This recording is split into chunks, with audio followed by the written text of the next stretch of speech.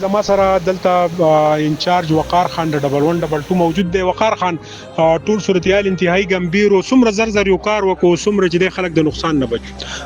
سویل بچا صاحب ډیره مهرباني.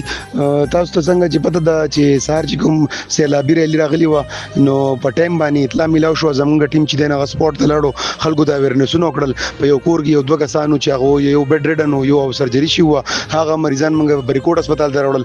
ضلع انتظامیه طرف چې دی نو بریکوټ هسپتال کې ایمرجنسي نافذ و.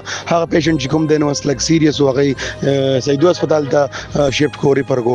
او د سچونه غټه خبره ده چې د سوشل میډیا په وساتت باندې دا اویرنس ډیر زر زر خور شو او د زیانی چې کوم دی نو جانی نقصان چې کوم دی نو هغه الحمدلله نه ده شي. او دا زم د پاره د فخر خبره ده چې یاره په دې سیلابي صورتحال کې چې څومره نقصانات کم شي نو هغه ډیر بهترین اقدامي. بل دا چې کوم سی ان جی ټانکي وغیرہ بیګونه چې کوم صحیح راوړي ولا غوزم کسانو ریکور کولوي ولا غزل انتظامی ته ولا کړی دي چې چای هغه بیا خپل غونه غسته شي. مهرباني. بالکل زما سره د ریسکیو 122 وقار خان موجود ور سره دلته کې تحصیل انتظامیه موجود د دوه گاډي هم د دې سیلابي ریلی ښکار شوی دي چې هغه د ریسکیو کېدو لپاره انتظامیه موجود ده او دا وختي سیلابي صورتحال دی په سب ډیویژن بریکوټ کې.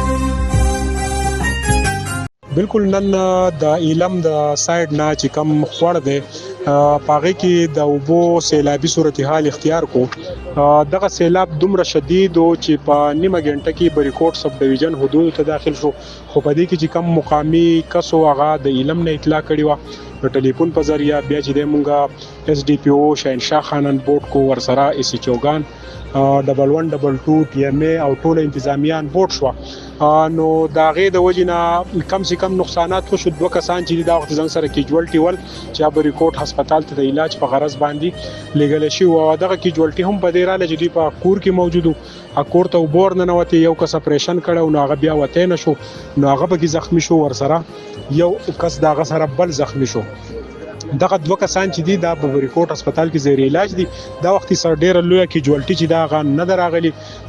به هر حال مونږه وسوم موجود دي د دریای سواد په غاړه باندې او خلکو ته بار بار د اطلاع ورکو چې تاسو د دې وبونه لري پاتې شي. د ریسکیو انچارج وقار خان مطابق چې د دغه دوه کیجوالټو نه علاوه چې د مونږ ته د اطلاعات نه دي راغلي. دوه گاډي چې دي هم د دې سیلابي ریلی ښکار شو چې دغه گاډي چې دی هغه اوس د راوستو د پاره چې د انتظامیه املوکدري سیرای کې موجود ده.